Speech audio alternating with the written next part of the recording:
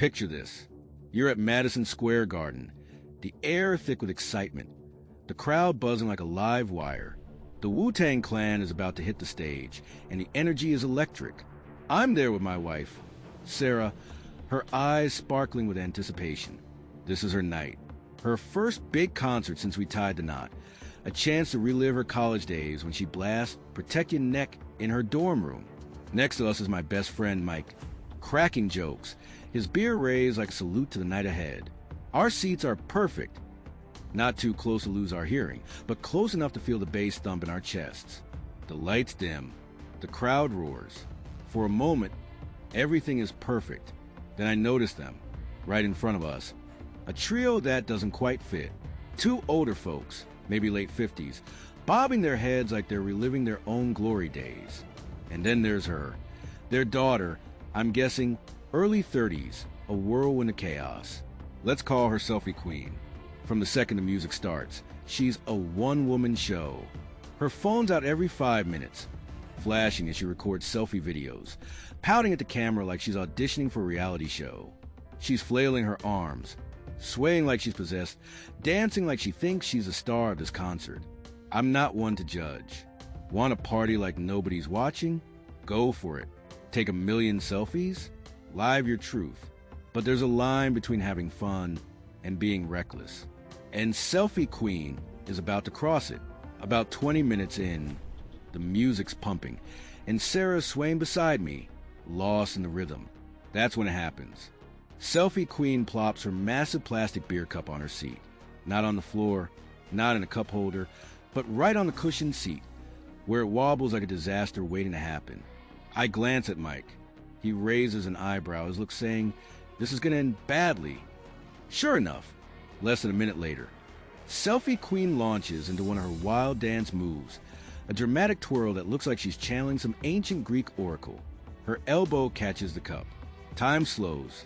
The lid pops off.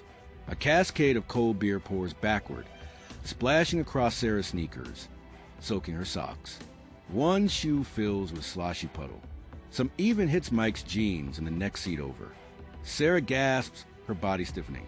I see the shock on her face, her smile vanishing, replaced by a mix of discomfort and disbelief. Her sneakers squish as she shifts her feet, the beer pooling under her soles. I lean over, my voice low. "You okay?" She nods, but her jaw's tight, her eyes narrowing as she looks at the culprit. Selfie Queen turns for a split second, her eyes locking with mine.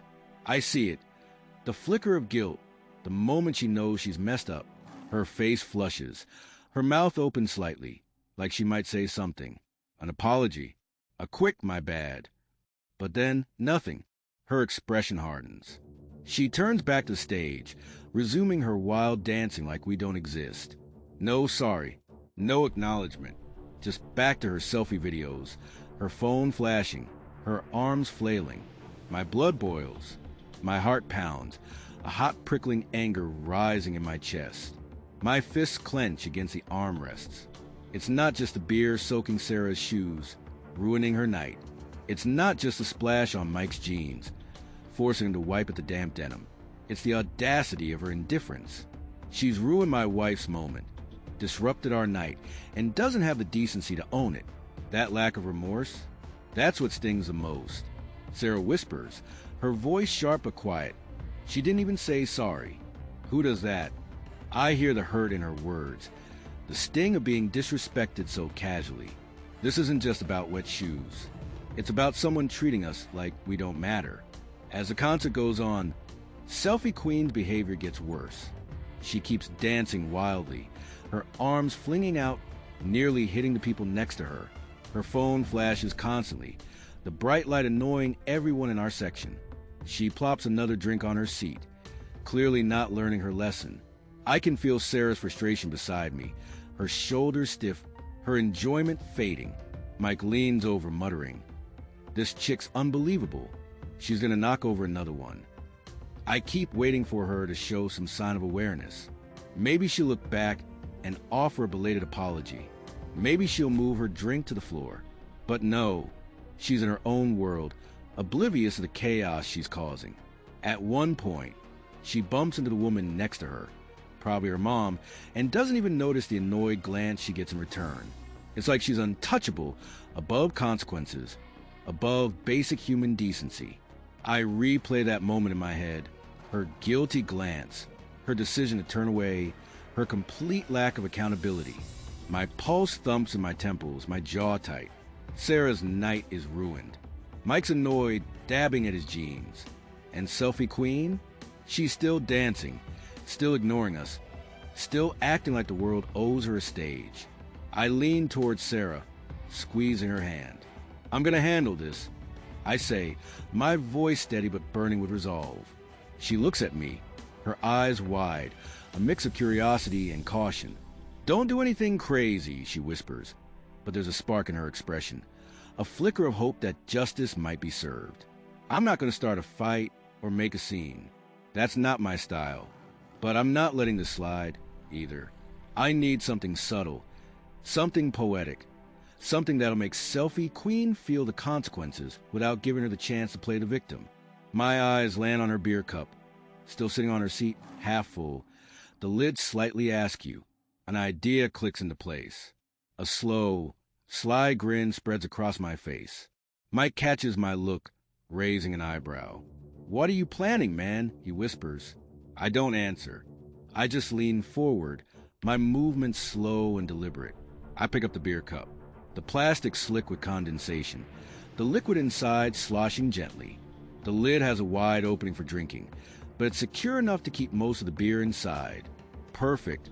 I pop the lid off, the faint click drowned out by the booming music. My heart races, not from fear, but from the thrill of what's about to happen. I tilt the cup, letting the beer pour slowly onto her seat.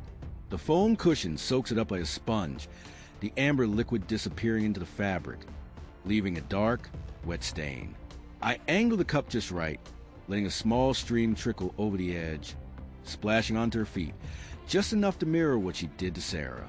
The cold liquid hits her sneakers, and I see her flinch, her dance faltering for a split second.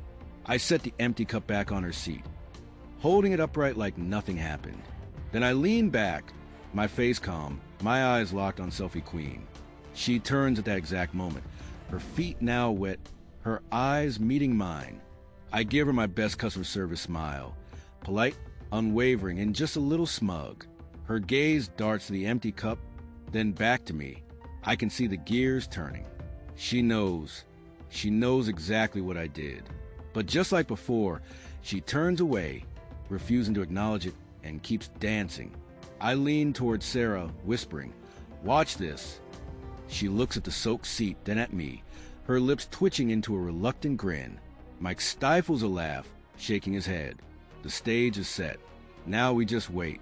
The Wu-Tang Clan is in full swing, the crowd roaring as the beat drops.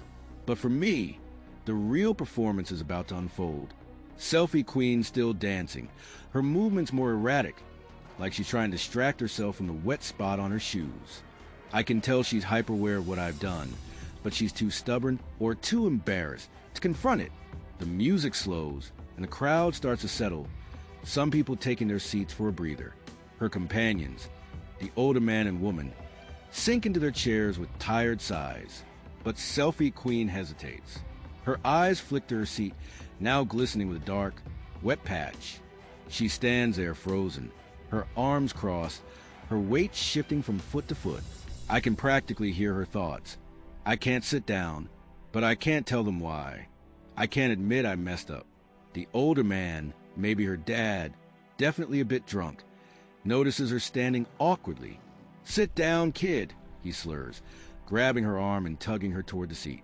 Her face twists in panic, her mouth open in protest, but she can't find the words. Not without admitting she spilled her beer on us first. Not without owning her mistake. So she lets him pull her down. The moment her backside hits the cushion, I hear it, a squelching squish. The beer soaked into foam oozes out, saturating her pants. She shoots up instantly, her body convulsing in a way that mirrors her earlier wild dancing, but this time it's pure discomfort. Her hands fly to her backside, feeling the cold, sticky mess. Her pants are soaked, dark, wet patches spreading from her waistband down past her knees. The look on her face is priceless. Shock, humiliation, and the dawning realization that she's been outplayed. Sarah's hand grips mine, her nails digging in as she stifles a laugh. Mike leans over, whispering, "Holy cow!" She's drenched. I can't help it. I grin, feeling a rush of satisfaction so intense it's almost dizzying. This isn't just revenge. This is justice. But the show's not over. The older man, oblivious to her plight, keeps pulling her back down every time she tries to stand. "Come on, sit. Enjoy the show," he says, his voice loud and cheerful. Each time she sits, the cushion squelches again, more beer seeping into her clothes. She writhes, squirms, and pops back up, only to be tugged down again. It's like a comedy routine, except this one has a moral. Don't disrespect people and expect to walk away unscathed. By the third or fourth time she's pulled down, her pants are practically transparent with beer. The crowd around her starts to notice, a few people snickering as she stands there, dripping, her face flushed with embarrassment. She keeps dancing, but it's half-hearted now, her confidence shattered. She can't meet anyone's eyes, especially not mine. Every time she glances back, I give her that same polite smile, letting her know I'm watching. Sarah's beaming now, her earlier frustration gone, replaced by gleeful satisfaction. "That," she whispers, leaning close, "was perfect." Mike raises his drink in a mock toast, muttering, "To karma." We clink our cups, the music swelling around us, and for the first time that night, I feel like we've taken back control. Hey, quick pause. Have you ever had someone ruin your moment like this and wish you could serve up some instant karma? Drop in the comments. I'm curious to hear your stories. All right, back to the show. As the concert winds down, Selfie Queen's night is officially a mess. Her companions are still oblivious, singing along, but she's barely moving now, her arms crossed, her posture stiff. The crowd's energy is still high, but she's checked out, her soaked pants a constant reminder of her mistake. When the lights come up, we watch her shuffle out with her group, her head down, her pants still dripping. I feel a twinge of pity mixed with a whole lot of satisfaction. She learned a lesson the hard way. Actions have consequences, and ignoring your mistakes doesn't make them disappear. For me, Sarah, and Mike, that night became more than just a concert. It was a reminder that sometimes the universe, or a well-placed beer cup, delivers justice in the most poetic way. If this story gave you that sweet rush of justice, smash that like button and tell us in the comments. What's the most satisfying revenge you've ever seen or pulled off?